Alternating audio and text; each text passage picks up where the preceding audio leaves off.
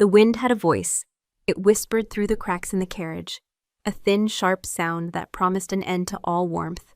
Lyra pulled the thin wool cloak tighter, but the cold was more than just a feeling. It was a presence. It smelled of iron and pine needles, of snow so old it had forgotten the sun. Her father's words echoed with every jarring lurch of the wheels. A debt of blood must be paid in blood, Lyra, or in life. Her life. The carriage finally shuddered to a halt. For a long moment there was only silence, broken by the nervous stamp of a horse's hoof on frozen ground. The silence was worse than the wind. It was heavier, expectant. The door creaked open, revealing a man in dark furs, his face a mask of grim duty. He didn't offer a hand. He didn't offer a name. He just stood back, his breath pluming in the frigid air, and waited. She stepped out, and the cold stole her breath. They were in a courtyard of black stone, walled in by a fortress that seemed carved from the mountain itself. Towers like broken teeth clawed at a bruised, colorless sky. No banners flew. No guards hailed their arrival. The entire castle felt like a tomb holding its breath. This was Varos Keep, the heart of the northern kingdom, the den of the Wolf King, Alden Varos, a name spoken in her village only in hushed tones, a story to frighten children. The Alpha of Alphas, who had united the fractured clans through fear and iron, a king who had not been seen outside his fortress in a decade. Her husband. The thought was a shard of ice in her gut. The man in furs led her inside. The great doors groaned shut behind them, the sound echoing through a cavernous hall, and the world outside vanished. Here, the air was still and smelled of cold stone and old ashes. Shadows clung to the corners like waiting beasts. Every footstep she took, every soft scuff of her worn boots, seemed a desecration of the profound, unnerving silence. He led her not to a throne room, but to a smaller chamber, dominated by a hearth where a fire sulked, giving off more smoke than heat. A single high-backed chair sat before it, turned away from the door. "Wait here," the man grunted. And then he was gone, his footsteps swallowed by the oppressive quiet. Lyra stood frozen in the center of the room. She could feel the fire's phantom warmth on one side of her face, the deep chill of the castle on the other. She listened, the whisper of the fire, the moan of the wind against stone somewhere far above, and her own heart, a frantic, terrified drum against her ribs. This was a cage, a beautiful, empty cage. Her father had not sold her into a marriage. He had sold her into a ghost story. Minutes stretched into an eternity. She began to trace the patterns of the stone floor with her eyes, counting the veins of silver that ran through the dark gray rock. Anything to keep from screaming, anything to keep from running back to the great doors and clawing at them until her fingers bled. Then the air changed. It grew heavier, colder. The very embers in the hearth seemed to shrink, the flames pulling back into themselves. The scent of pine and ash was suddenly overwhelmed by something else. Ozone like the air after a lightning strike, frozen earth, and something wild, animal, but long asleep. She did not need to turn. She felt him. Heavy, deliberate footsteps approached from a corridor behind her. They did not echo. The stone seemed to absorb the sound, to surrender to the weight of his tread. He stopped just inside the doorway. The silence that followed was different. It was no longer empty. It was filled with him. Lyra's breath hitched. Her pulse stumbled. She stared at the back of the empty chair, her knuckles white where she gripped the folds of her cloak. "Turn around," a voice screamed inside her head. "Don't you dare show him your fear." Slowly she forced her frozen limbs to obey. She turned. And she forgot how to breathe. He was not a man. He was a force of nature carved into the shape of one. King Alden Varos was taller than she'd imagined, broader. His presence consumed the space around him. Black hair, unruly and touched with silver at the temples, framed a face that looked hewn from the mountain itself. Sharp angles, a strong jaw, and a mouth set in a line of brutal stillness. A pale, jagged scar cut from his left temple down across his cheek, disappearing into the high collar of his black leather tunic. But it was his eyes that held her captive. They were the color of a winter sky just before a blizzard, a deep storm gray that held no light, no warmth, no life. He was looking at her, no, through her, as if she were a pane of glass, an inconvenience. He walked past her, his movements economical and silent. A predator's grace. He did not sit in the chair by the fire. He went to the room's only window, a tall, narrow slit that looked out onto the unforgiving peaks. He braced a hand against the cold stone, his back to her. "Your father is a coward," he said. His voice was a low rumble, a sound that hadn't been used in years, full of gravel and disuse. It vibrated in the air, in the floor, right up through the soles of her feet. Lyra's throat was sealed shut. Her fear was a physical thing, a cold hand squeezing her heart. "He bartered your life for his own," the king continued, still staring out the window. "A foolish debt. His life was never mine to take. It was forfeit to his own stupidity the moment he crossed my borders." He fell silent. The fire crackled, a lonely, defiant sound. She was meant to be a sacrifice, a payment, and he was telling her the debt itself was meaningless. So what was she? Nothing. Less than nothing. He finally turned, his gaze sweeping over her, dismissive and cold. "You were told this was a marriage." It wasn't a question. She managed a single jerky nod. A corner of his mouth twitched. A bitter, mirthless motion. "There will be no marriage, no vows, no ceremony. You are a placeholder, a name in a ledger to satisfy the old laws. The debt is paid in the eyes of the other packs. That is all you are here for." He took a step closer. The air around him was a vortex of cold. She could smell the winter on his skin. "You will have rooms, you will have food, you will have anything you require for a comfortable existence within these walls." He paused, his stormy eyes boring into hers. "In return, you will be silent." The words hung in the air, sharp as icicles. "You will be a witness," he went on, his voice dropping even lower, drawing her in against her will. "You will watch the decay of this kingdom. You will watch its king fade into the ghost he was always meant to be. You will sit in this cold, empty castle, and you will listen to the silence grow, and that will be your life." Humiliation burned hot in her chest, a stark contrast to the room's chill. She was not a bride. She was not even a prisoner. She was an audience for one, a spectator to his ruin. His gaze flickered, for the first time truly seeing her, and his nostrils flared slightly. A flicker of something, confusion, irritation. It was gone as quickly as it came. He dismissed it. He dismissed her. "You will not speak to me," he commanded, his voice hardening, each word a stone dropped into a frozen lake. "You will not ask questions. You will not offer comfort. You are to be a shadow, a ghost in my house of ghosts. Do you understand? Her father's life. That was the price. Her voice, her future, her name." She clenched her trembling hands into fists at her sides, the worn fabric of her cloak digging into her palms. She lifted her chin, a small, desperate act of defiance. Her lips parted. She wanted to scream, to rage, to tell this broken, cold king that her life was worth more than a coward's debt. But the word died in her throat. Fear had stolen it. He saw the struggle in her eyes, the fire that she could not voice. For a moment, his dead gaze seemed to sharpen, to focus on the defiance warring with her terror. Then he turned away, the moment broken. The king was gone, replaced by the statue of ice once more. "Your silence," Aldenvaros said, his back to her now, his final words an epitaph for the girl she used to be. "That is the bargain." A woman with a face like withered parchment led Lyra from the king's presence. She didn't speak, merely gestured with a bony hand, her footsteps whispering over the stone floors. They climbed a winding stair, the air growing colder with every step, until they reached a heavy oak door bound in iron. The woman opened it, pushed it wide, and stood back, her expression unchanging. This was to be Lyra's world. The rooms were vast, larger than her entire family cottage.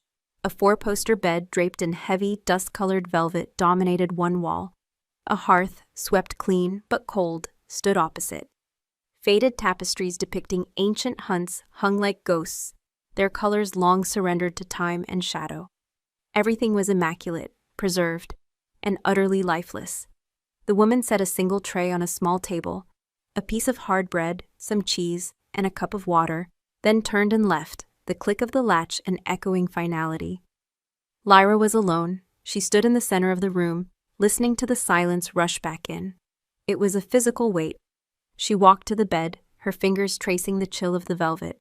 She looked at the hearth, imagining a fire, but the thought brought no warmth. She was a doll placed in a forgotten dollhouse. The first days passed in a gray, timeless blur. Each morning, the silent woman would appear with a tray of food and take the old one away. Not a word was ever exchanged. The woman's eyes never met hers. It was as if Lyra were already the ghost the king had commanded her to be. Fear was a constant companion, a low thrum beneath her skin.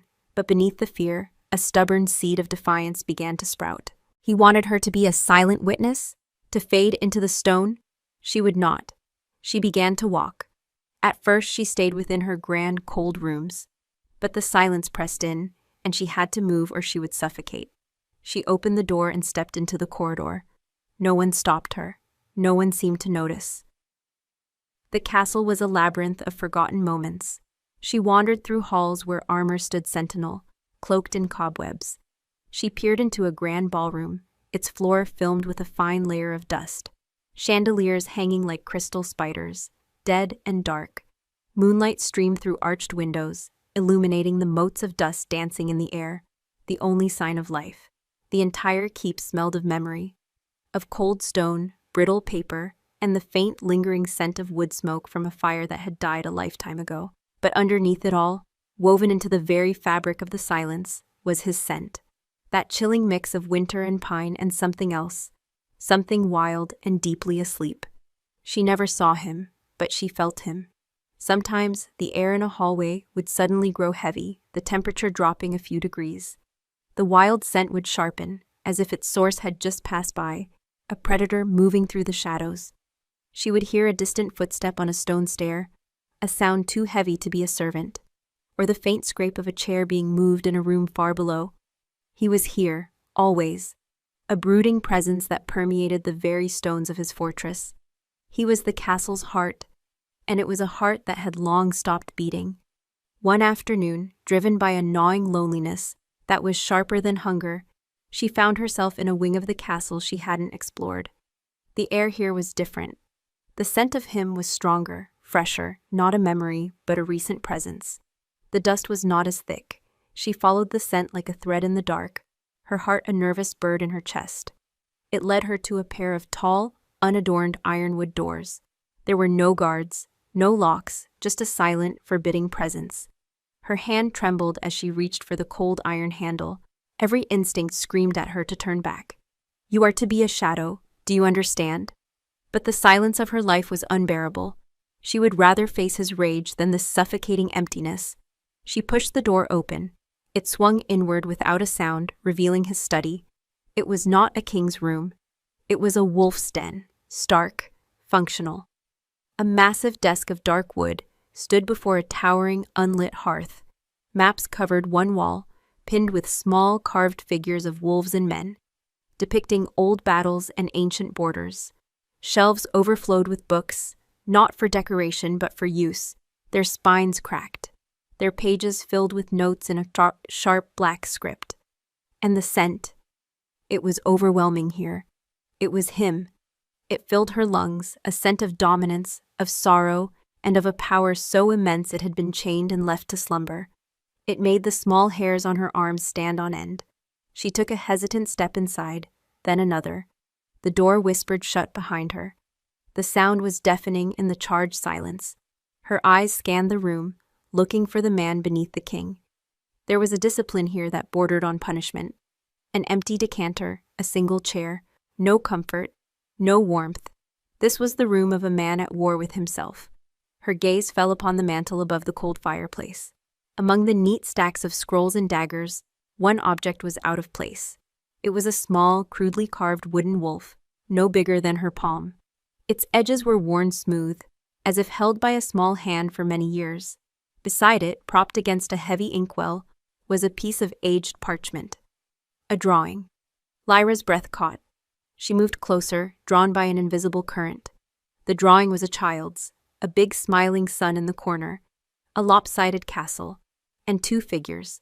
One was a huge scribbled black wolf, its head tilted affectionately.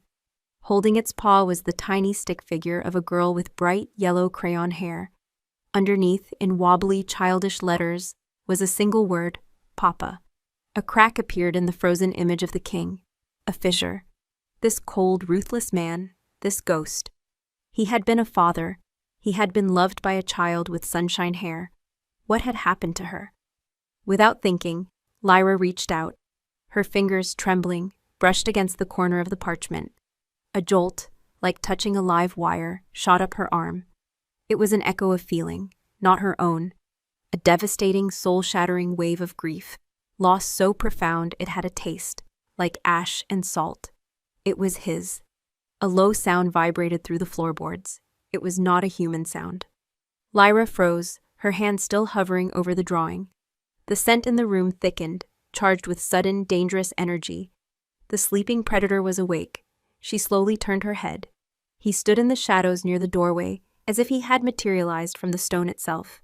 He hadn't been there a second ago. She was sure of it, but he was there now, and his eyes? They were not the dead stormy gray she remembered. They were burning. A pair of molten silver embers, lit from within by a feral, terrifying light. It was the light of a wolf staring out from a man's face. His entire body was tense, coiled with a power that made the air crackle. He looked at her hand, hovering over the drawing on his mantle. He looked at her face, and the stillness broke. A growl ripped from his chest. It was a sound of pure, primal rage. A sound of territory violated, of a sacred place profaned. It was the sound of a beast that had been disturbed from a long and painful sleep. It shook the very books on the shelves and rattled deep in Lyra's bones. Her blood ran cold. The air was gone from her lungs. This was not the cold, dismissive king. This was the monster from the stories. He took one slow, deliberate step into the room. Then another. "What?" he snarled. And the voice was not his. It was deeper, rougher, torn from the throat of the wolf that lived inside him. "Have you done?" The growl was not a sound. It was a tremor. It started in the floor, vibrated up through the soles of her boots, and settled deep in her bones. Her lungs seized. The air, already thick with his scent, became unbreathable, charged with a violence that was ancient and absolute. He moved, one step. The floor did not creak. The world held its breath. His silver eyes were locked on her. Not the eyes of a king, not even the eyes of a man. They were the luminous, predatory eyes of a wolf sizing up its kill. They saw everything, the frantic pulse in her throat, the tremor in her hand that still hovered near the drawing, the scent of her fear rising from her skin like steam. "You were forbidden," he rasped, the wolf's growl still clinging to the edges of his words. Lyra's survival instinct screamed at her to run, to collapse, to do anything but stand here, pinned by the force of his presence. But she didn't move. Her feet were rooted to the stone, held fast by the memory of the feeling that had shot through her hand, grief, a father's broken heart. He took another slow, stalking step, closing the distance between them until he was a looming mountain of shadow and rage. The cold rolling off him was gone, replaced by a searing heat, the heat of a predator's bloodlust. He was so close now she could see the faint, rhythmic clench of the muscle in his jaw, right beside the pale lightning strike of his scar. His gaze dropped to the drawing, to the tiny stick figure with the sunshine hair. A muscle in his cheek jumped. The growl in his chest deepened, a promise of annihilation. "Do not," he snarled, the words a physical blow, "touch what is mine." He was going to kill her. The thought was not a panic, but a cold, clear certainty. He would tear her apart in this room, and no one in this castle of ghosts would ever know. She would simply vanish. His command was law. Be silent. But the grief she touched? It was a living thing. The silent, screaming agony of a man who had lost his son. And it connected with the silent, screaming girl who had been sold to pay a debt. Something inside her, something more stubborn than fear, broke free. Her lips parted. A breath, thin and shaky, escaped. She was... The words were a whisper, a tear in the fabric of his rage. She didn't know what she was going to say. Her mind was a blank slate of terror. Just a child. The sound of her voice, small and human in the charged silence, struck him like a physical blow. He flinched, a violent full-body recoil, as if she had branded him with a hot iron. The silver in his eyes fractured. It swirled. A storm of confusion and pain. the feral light dimming for a split second. He stumbled back a step, a hand flying to his temple as if struck by a sudden migraine. A gasp tore from his throat, harsh and broken. The wolf was gone. In its place stood the man, the king, but he was undone. His breathing was ragged. The coiled power that had promised death was now a trembling, barely contained chaos. He stared at her, not with rage, but with a raw, bewildered shock. The dead gray of his eyes had returned, but they were no longer empty. They were filled with a storm. He had heard her, not just the words. He had heard her voice, and it had done something to him. Something he hadn't expected.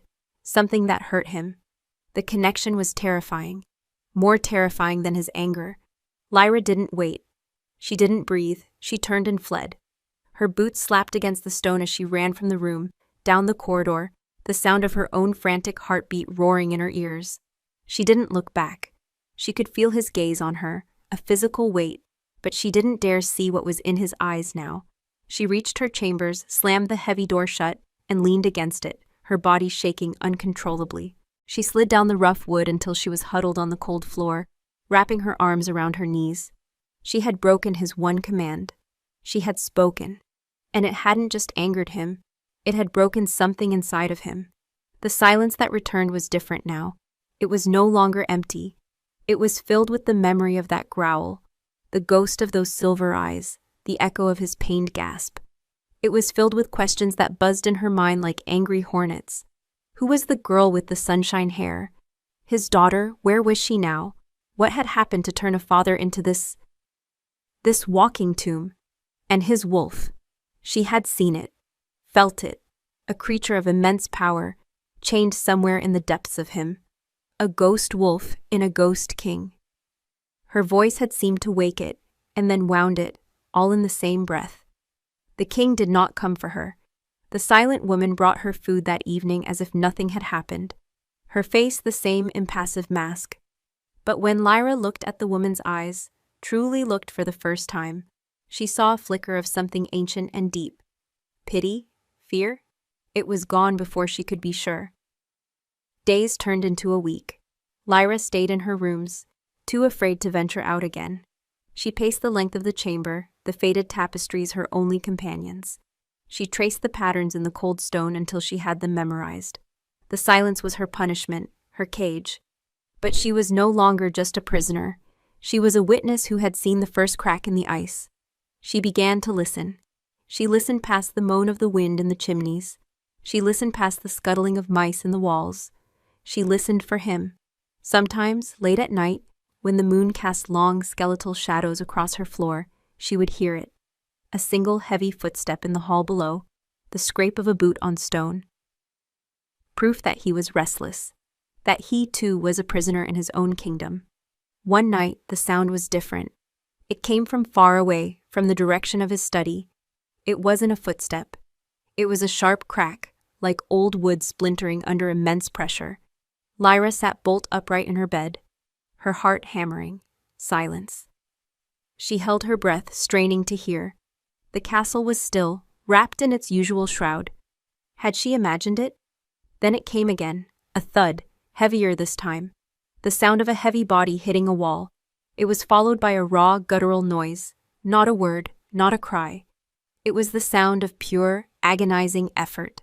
The sound of a man fighting something with every last ounce of his strength. The sound of breaking, or of a beast fighting to be free. Lyra crept from her bed and pressed her ear against the cold wood of her door, her skin prickling with a mixture of terror and a strange, unwelcome empathy. The sound stopped.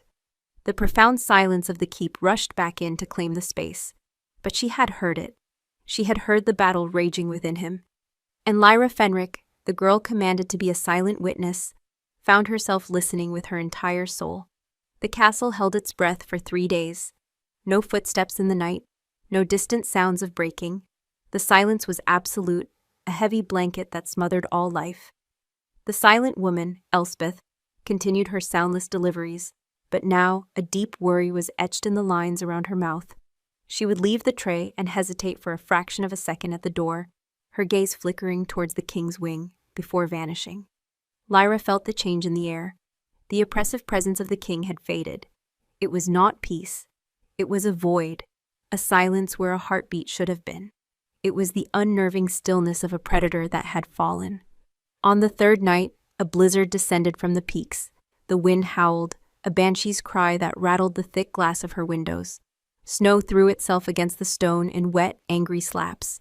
The cold deepened, seeping through the walls until the air in her room was sharp enough to cut.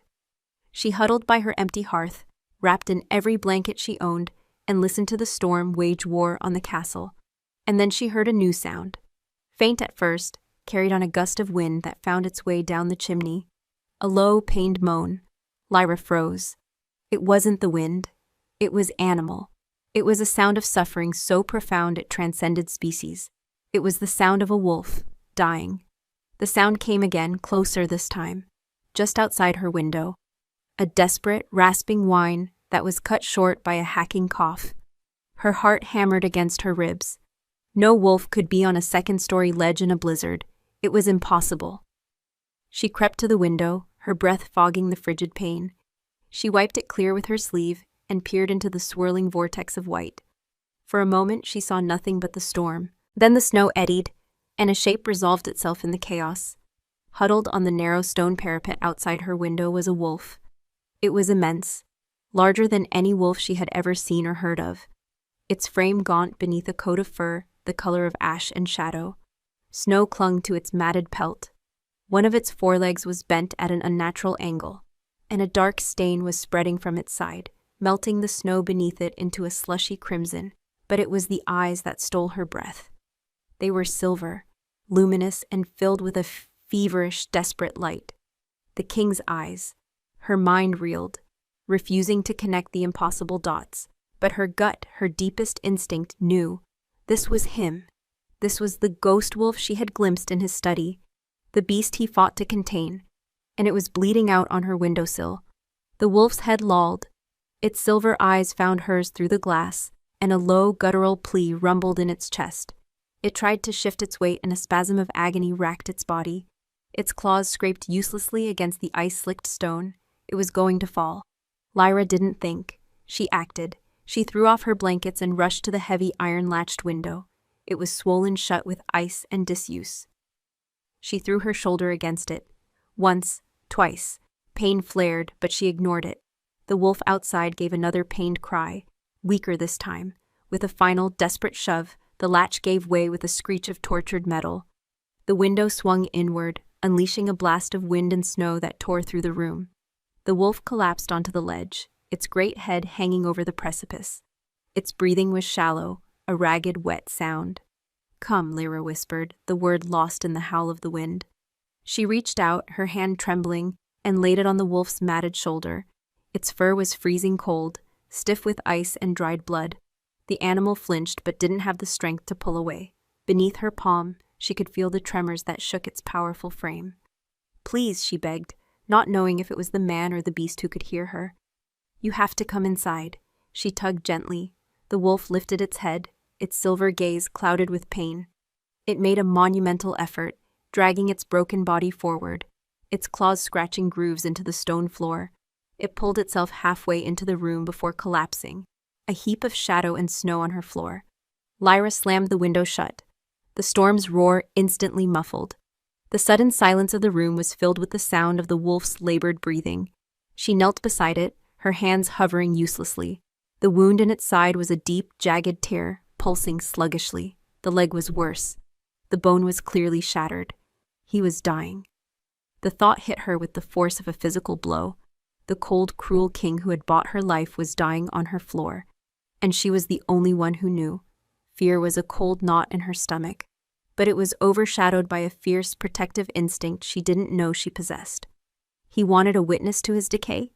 He was going to get one who fought back. She ran to her wash basin, ripping a strip from the hem of her own chemise. She soaked it in the icy water and returned to his side. "This is going to hurt," she whispered, her voice shaking. She gently began to clean the wound on his flank. The wolf let out a low growl, a reflex of pain, but it didn't move.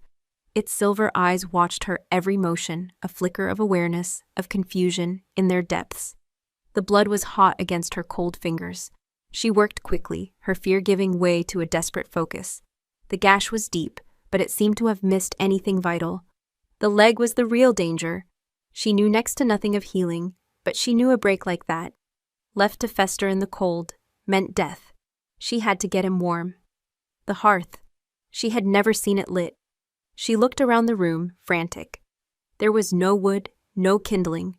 The servants, in their ghostly efficiency, had provided nothing to make this room a home. Her eyes fell on the heavy wooden chair by the table. It was old, but sturdy. Without a second thought, she dragged it to the hearth and, with all her strength, slammed it against the stone surround. Once, twice. The leg splintered with a sharp crack. She broke it apart piece by piece until she had a small pile of dry, aged wood. Using a shard of flint from the hearth and a thread from her cloak, she worked until a tiny spark caught in a bit of lint. She blew on it gently, coaxing it, praying to gods she'd long forgotten. A fragile flame flickered to life. She fed it the wood piece by piece until a small, steady fire was burning, casting a warm, dancing glow over the room. The first warmth she had felt in this entire cursed castle. She returned to the wolf. He hadn't moved, but his shivering had subsided slightly. The firelight caught the silver in his eyes, making them gleam. He was watching her. Really watching her. There was no thought of the king. There was only this magnificent, broken creature. She tore more strips from her clothes, creating makeshift bandages. She bound his side, the pressure making him whine low in his throat. Then she looked at the leg. It needed to be set. The idea was terrifying. She had seen her father set the leg of a lamb once, a brutal, necessary act. "I'm sorry," she whispered, her voice thick. "Alden, I'm so sorry." She placed one hand above the break and one below, took a deep breath, and pulled. A strangled howl of pure agony ripped from the wolf's throat. His body convulsed, muscles bunching as he fought the instinct to lash out. His great head thrashed, teeth snapping at the empty air just inches from her face. But he did not bite her. There was a sickening grate of bone on bone. She held it steady, her body trembling with the effort, tears streaming down her face from the sheer force of his pain. She used the last of her makeshift bandages and splinted the leg with 2 flat pieces of wood from the broken chair, binding it as tightly as she could. It was done. She collapsed beside him, utterly spent. The wolf lay panting, its whole body trembling with the aftershocks of pain. She reached out a hesitant hand and laid it on his massive head between his ears. His fur was coarse. She stroked it gently. Slowly, the trembling subsided. The ragged breathing evened out. The great beast laid its head on its paws, its silver eyes never leaving her face. In those depths, she saw not a monster, but a shattered soul. She didn't know how long she sat there, her hand on his head, the fire crackling beside them, the blizzard raging outside. She was no longer just a witness. She was an accomplice. She had interfered with his ruin. Exhaustion finally claimed her. She curled up on the floor beside the great wolf, the fire's warmth a small shield against the cold. She closed her eyes, and for the first time in this castle, she did not feel alone. Sometime in the deep dark hours before dawn, a shift in the air woke her. The heavy weight of the wolf's presence was changing. The air grew denser, human. She heard a low groan of pain, not from a wolf's throat, but from a man's. Lyra's eyes snapped open. The wolf was gone. Lying in its place, his head resting where the wolf's had been, was the king. He was naked, his powerful body covered in a sheen of feverish sweat, his skin pale as marble in the dying firelight.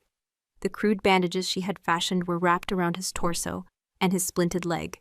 His stormy gray eyes were open, and they were fixed on her with an intensity that burned through the shadows. He didn't speak. He just watched her, his expression a maelstrom of pain, shock, and something else. Something she couldn't name, a raw, terrifying vulnerability. The ghost wolf had claimed her help, but it was the man who had woken up in her debt. The silence was a conversation. His stormy gray eyes held hers. Across the dying firelight, and in them she saw a history of pain so vast it could have drowned the world. He didn't try to move. He didn't try to speak.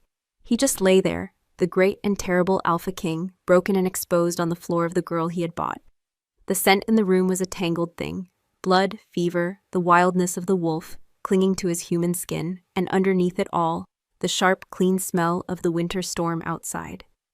Lyra's heart, which had been a frantic drum, slowed to a heavy, painful beat. The fear was still there, a cold stone in her gut, but it was joined by something else. A fierce, terrible tenderness. She was the keeper of his secret.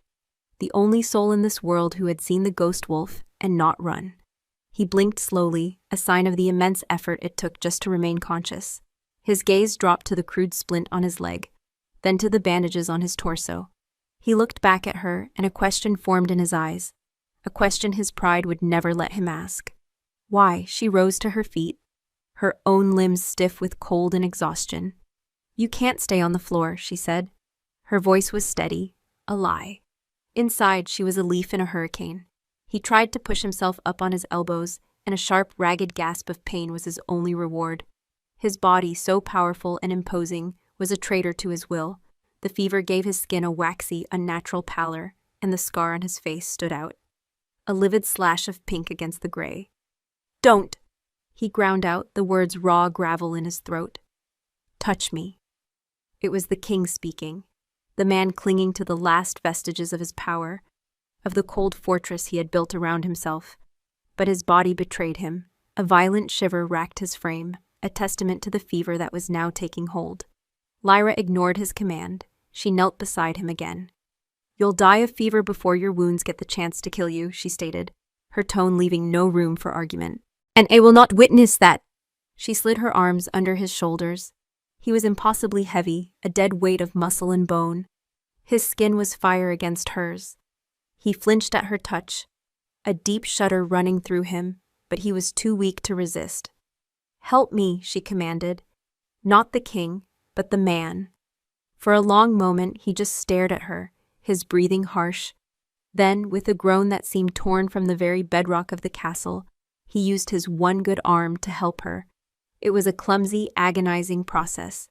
They moved inches at a time, his pain a palpable thing in the air between them. Every shift, every movement sent tremors through his body. He grit his teeth, the muscles in his jaw bunching, a single bead of sweat tracing the line of his scar.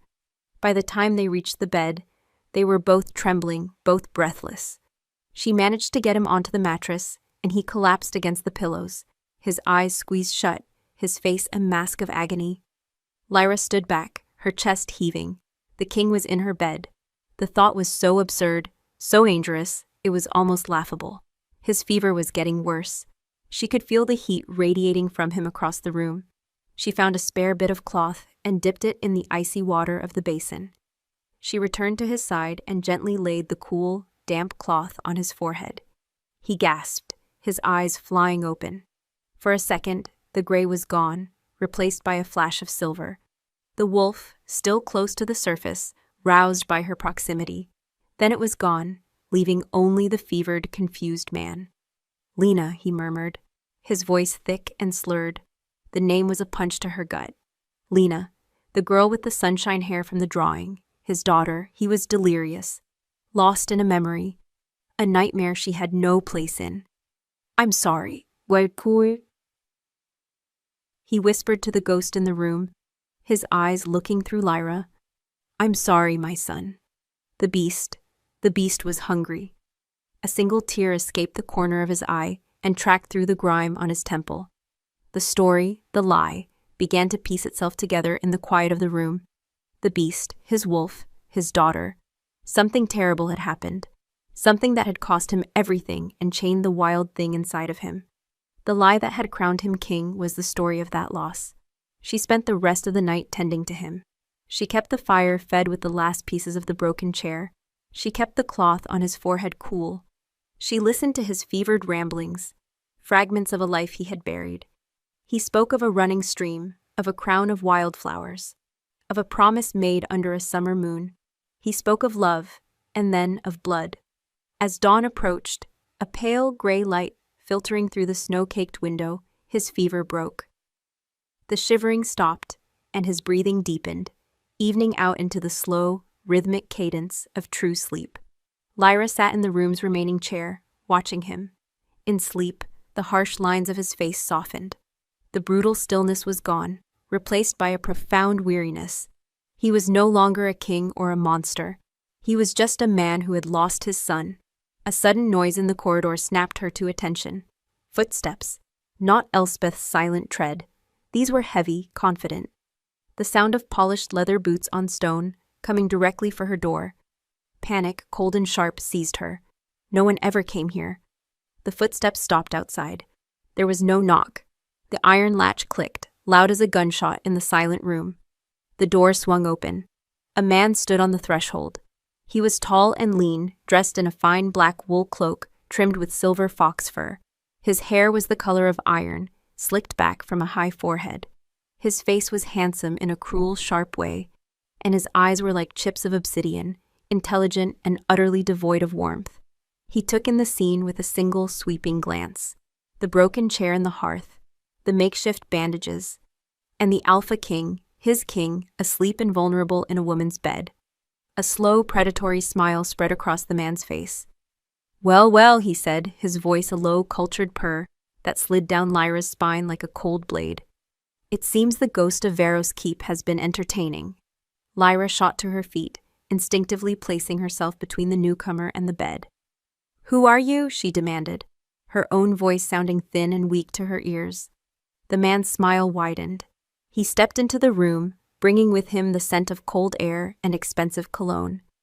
"I am Ronan," he said, as if that should explain everything. "The king's advisor and the architect of his long and peaceful reign."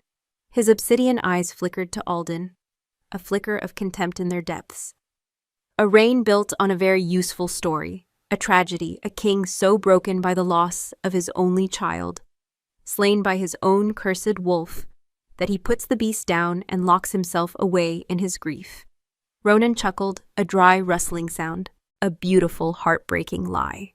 He took another step, his gaze now fixed on Lyra. He looked her up and down, his eyes lingering on her torn chemise, her disheveled state. "And you, little Omega Payment, you have stumbled into the final chapter." Alden stirred on the bed, a low groan escaping his lips. He was waking up. Ronan's eyes narrowed. "He was never supposed to shift again. We made sure of that. But your scent, it must have called to the beast he thought he'd buried." He looked from Lyra to the sleeping king and back again. Understanding, cold and cruel, dawned on his face. "You woke him up." He moved with a sudden snake-like speed, closing the distance between them. He reached out, his fingers cold as ice, as they brushed a stray lock of hair from Lyra's cheek. "Which means you know far too much," Ronan whispered, his smile turning venomous. "The story requires a ghost king, not a healing one, and it certainly has no room for a mate." Behind her, Lyra heard the sharp intake of Alden's breath. He was awake. He had heard. She saw the flash of silver in Alden's eyes as they snapped open. She saw the rage, the primal fury, of a cornered wolf. He tried to rise, to throw himself from the bed, but the movement tore a raw cry of pain from him. He was too weak, too broken. Ronan saw it too. He laughed, a short, ugly sound. "It's over, Alden. The beast is broken, and your witness is now a liability." He grabbed Lyra's arm, his fingers digging into her flesh like talons. A sound low and terrible vibrated from the bed. It wasn't a word. It was the growl from the study, the sound of territory being claimed, of a line being crossed. Alden's hand, shaking with a near superhuman effort, shot out and locked around Lyra's other wrist. His grip was a brand of feverish heat. A chain, a claim. Ronan froze, his obsidian eyes wide with shock. Alden's gaze, burning with a molten silver light, was fixed on him. "Mine," the king growled, the single word a vow and a death sentence. "Mine." The word was not a sound. It was a tremor in the foundation of the world. It ripped through the room, a raw, possessive claim that vibrated in Lyra's bones and sent a shockwave through the air. It was the voice of the ghost wolf, spoken through the broken king's lips. Ronan's hand flew from Lyra's arm as if he'd been burned. His cruel composure shattered, replaced by a flicker of genuine fear. He stared at Alden's hand, locked around Lyra's wrist, and then at the molten silver fire in the king's eyes. "Impossible," Ronan breathed, taking a step back. "I bled you for years. Potions, powders, enough wolfsbane to keep a pack of alphas sleeping like pups. The beast should be dead. Alden didn't answer. He couldn't. The effort of that single word, that single act of defiance, had cost him everything. His head fell back against the pillows, his chest heaving, the silver light in his eyes dimming to a pained ember. But his grip on Lyra's wrist did not loosen. It was an anchor in a storm, a silent, unyielding declaration. Ronan's fear was fleeting. It was quickly replaced by a cold, calculating fury. He looked at the weakened king, at the defiant girl, and his lips curled into a sneer. So the little Omega managed to do what an entire kingdom couldn't, he mused, his voice dripping with venom. She woke the monster. A pity she won't be around to see what it does next. He drew a dagger from beneath his cloak. The blade was slender and dark, coated with a viscous, oily substance. Wolfsbane, concentrated and deadly. The story needs a tragic ending, Alden, Ronan said, advancing on the bed. The broken king finally succumbing to his grief. His last little secret, this Omega girl silenced before she can speak the beast that still lives. It's cleaner this way. Lyra's blood ran cold. This was it. Alden was too weak to fight, and she was trapped. Alden's hand tightened on her wrist, a frantic, desperate squeeze. A warning, a plea, run. But where could she run? Ronan stood between her and the door. Ronan lunged. Not at Alden, at her. He was fast, but instinct was faster. Lyra threw herself backward, pulling Alden's arm with her. The king roared in pain as his splinted leg was jarred, but the movement was enough. Ronan's blade sliced through the air where her heart had been a second before, catching only the fabric of her sleeve. Alden used the momentum, the agony, the raw, primal need to protect what was his. He pulled Lyra behind him with his good arm, shielding her body with his own, and met Ronan's next strike with a snarl that was pure wolf. Ronan was stronger. He slammed his forearm into Alden's bandaged side. Alden bellowed, a sound of pure agony, and his grip on Lyra was finally broken. He slumped back, his eyes rolling, the last of his strength gone. Ronan stood over him, the poisoned dagger raised. "Goodbye, my king," he hissed. No, the scream was torn from Lyra's soul. She grabbed the only weapon she had, the heavy water basin from the bedside table, and swung it with all her might. The ceramic crashed against the side of Ronan's head with a sickening crack. He staggered, a look of stunned disbelief on his face, his hand flying to the wound. The dagger clattered to the floor. Lyra didn't hesitate. She kicked the dagger under the bed, sending it skittering into the shadows. Ronan touched his fingers to his temple and brought them away bloody. The shock in his eyes hardened into pure, murderous rage. "You little bitch," he snarled. He lunged for her. She scrambled back, tripping over the leg of the chair she had broken. She fell hard, the breath knocked out of her.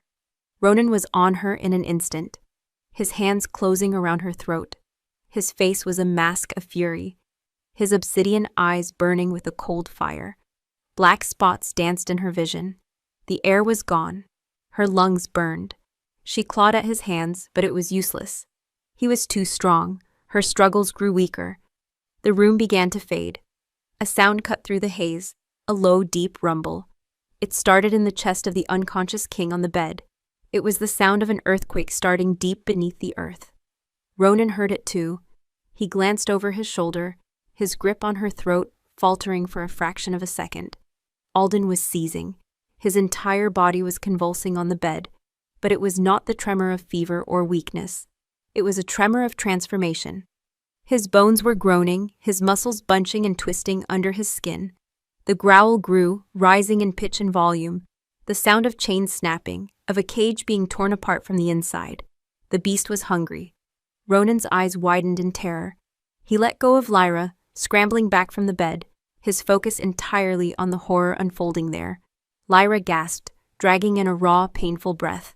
She pushed herself up, her throat bruised, her vision swimming. Alden screamed. It was a sound that was no longer human, a shriek of agony and release as his body broke and remade itself. The splint on his leg snapped, the wood exploding outward. The bandages on his side tore as his torso thickened and elongated.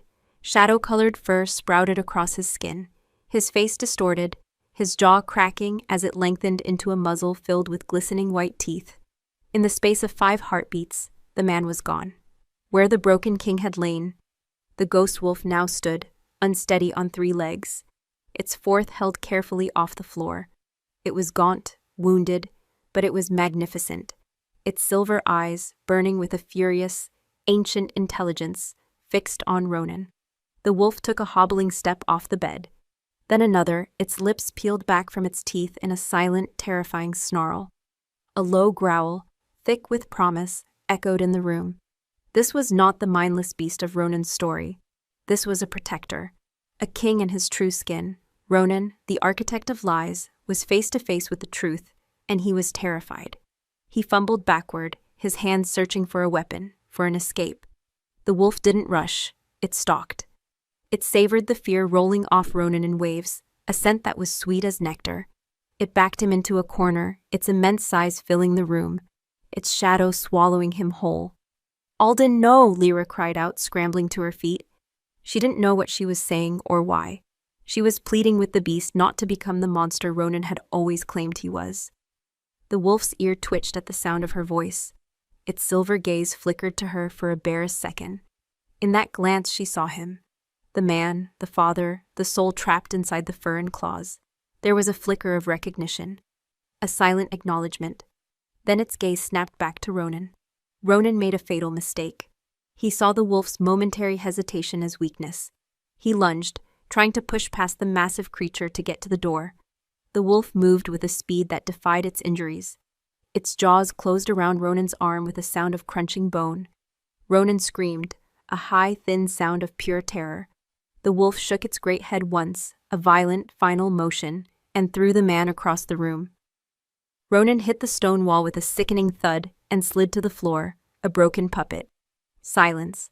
The only sounds were Lyra's ragged breathing and the wolf's own harsh panting. The great beast turned its head and looked at her. The fury was gone from its eyes, replaced by a deep, bone-weary exhaustion. It took a limping step towards her, then another. Lyra didn't move. She didn't breathe. The wolf stopped a few feet away. It lowered its great head and nudged her hand with its cold, wet nose. It was a question, a gesture of trust, an apology. She reached out, her hand trembling, and laid it on the wolf's head, her fingers sinking into the thick, coarse fur. She could feel the heat of him, the life, the power held in check. He was not a monster. He was her king. The wolf closed its eyes, leaning into her touch with a low, rumbling sigh that was almost a purr. And then, from the depths of its powerful chest, a sound began to build. It started low, a mournful note of grief for all that had been lost, for a daughter named Lena, for a decade of silence. It rose higher, a sound of pain for the wounds, both old and new. Then it swelled, a triumphant note of freedom, of a chain finally broken. The ghost wolf lifted its head and howled. It was a sound that shook the dust from the tapestries and rattled the glass in the windows. It poured out of the room, through the stone walls, and into the dawn. It was a sound of sorrow and of fury, of a king reclaiming his throne, of a beast reclaiming its soul. It was a howl that told the sleeping castle and the winter sky that the Alpha King was no longer silent. And Lyra, the girl who was sold to be a witness, stood beside him, her hand on his fur, and chose to answer. The howl faded, but the silence did not return.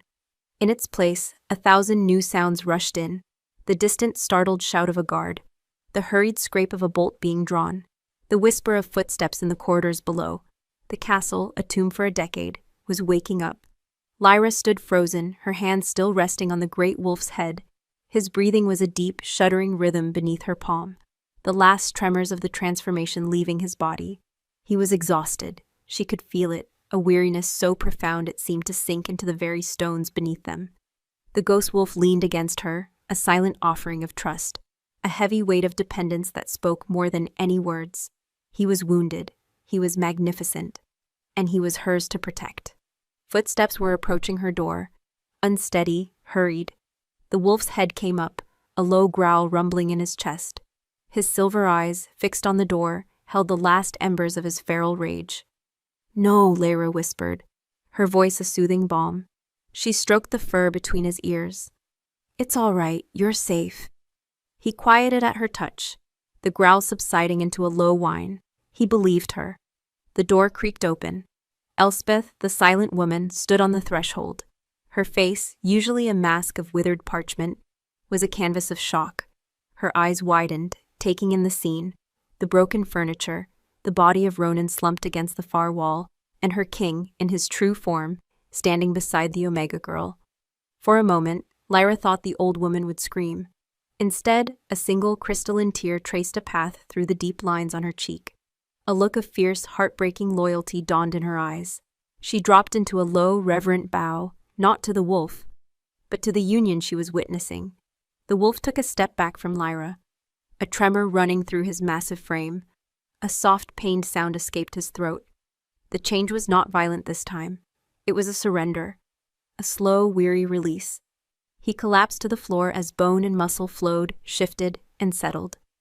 Fur receded into skin. The muzzle softened and shortened. Where the beast had been, the man now lay, curled on his side, his breath coming in ragged gasps.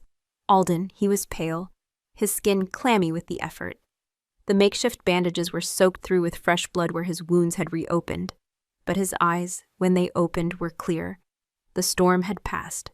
They found hers and held. Lyra, he breathed. Just her name, but it held a decade of unspoken words. It was a question, an apology, and a prayer, all in one. She knelt beside him, her heart aching with a feeling she couldn't name. She reached out and gently brushed the damp hair from his forehead. His skin was cool now, the fever gone. "I'm here," she whispered. It was all that mattered. Elspeth moved into the room, her silence now one of reverence rather than duty. She approached Ronan's body, her face grim, and with a strength that belied her age, she began the grim task of removing the castle's poison. More servants appeared behind her, their faces a mixture of fear and awe. They moved with a quiet efficiency, cleaning the room, their eyes carefully averted from their naked, wounded king. They were erasing the lie. Alden never took his eyes off Lyra. Ronan told me the beast killed her. His voice was a raw, broken thing. My Lena, my son, he said I lost control, that the wolf tore her apart by the stream. Lyra's breath caught, the child's drawing, the devastating grief. He showed me her blood on my hands, Alden whispered, his gaze distant, lost in the horror of the memory. And then he fed me poison for 10 years to keep the beast caged, to keep the monster from ever hurting anyone again. He said it was my penance. Lyra's hand tightened on his shoulder. It was a lie, she said, her voice fierce. He used your grief to build himself a throne of shadows. He killed her, Alden, not you, not the wolf. He looked at her then, truly looked at her, and the last of the ice around his heart finally cracked. He saw not pity in her eyes, but a furious, unwavering belief, the belief he had lost in himself. Your voice, he murmured, his thumb stroking the back of her hand. When you spoke in the study, it was like the sun coming through a shuttered window. The beast woke up, not with rage, with hope. He had been sold a girl to witness his ruin. Instead, fate had sent him a mate to be his redemption. Days later, the castle was transformed. Fires burned in every hearth. The dusty tapestries were taken down and cleaned, revealing vibrant colors that had been hidden for years. The scent of cold stone and ash was replaced by the smell of baking bread, of beeswax polish, of life. Lyra stood on the battlements, looking out at the kingdom of snow-capped peaks under a brilliant blue sky. The air was clean and cold, and for the first time it felt like freedom. A heavy fur cloak was draped over her shoulders. She didn't need to turn. She knew his scent, the comforting weight of his presence. Alden came to stand beside her, his arm sliding around her waist. He was still healing, a slight limp the only reminder of his ordeal, but he stood tall. The haunted look was gone from his eyes. They were the color of a calm winter sky now, deep and full of a quiet strength. The packs are sending envoys, he said, his voice a low rumble against her ear. They heard the howl. They know the ghost of Varro's keep is dead. They want to meet their king, he paused, and their queen. Lyra's heart stumbled. Queen. She turned to face him, her hands finding their place on his chest. I was a payment for a debt, Alden, a silent witness. You were never silent, he countered, his gaze soft and intense. Even when you didn't speak, your heart was the loudest thing in this castle. It called to me. It called to my wolf. The debt is meaningless. You are not a payment. He lifted a hand and gently cupped her jaw, his thumb stroking her cheek. You are my mate, my anchor, the one who answered when I had forgotten my own name. He leaned in and kissed her. It was not a king's kiss of possession or a desperate man's kiss of need. It was a kiss of homecoming. It tasted of promises kept and a future finally within reach. It was slow and deep, and it healed the last of the broken places inside them both. When he pulled back, he kept his forehead pressed against hers, their breath mingling in the cold air. The sun was beginning to set, painting the snow on the distant peaks in shades of rose and gold. He no longer needed a witness to his ruin. He had found one for his rising. The fortress of Varos Keep had been a tomb, a monument to a king's grief. But as the last rays of the sun touched the black stone, turning it warm, it became something else, a home.